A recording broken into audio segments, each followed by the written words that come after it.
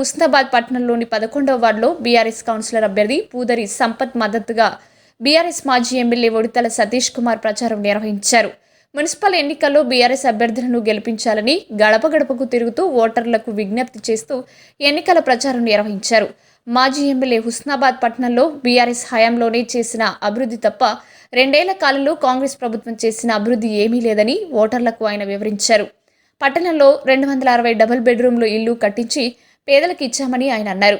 11వ ward అభ్యర్థి పూదరి సంపత్ గారి మెజారిటీతోనూ గెలిపించాలని ఓటర్లను విజ్ఞప్తి చేశారు.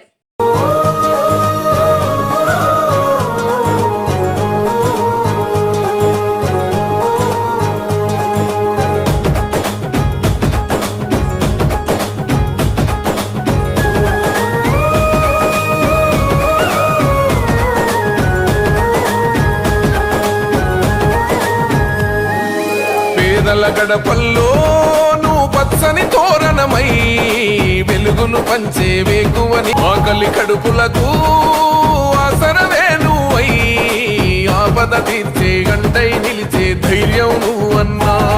నువ్వు నిండు పున్నమి వెలుగా నిరుపేదల పెద్ద కొడుకా నువ్వు సమత మమతల పిలుపా సాగే ఉద్యమకేకా వేదన తీర్చిన వెలుగే నీవన్నా.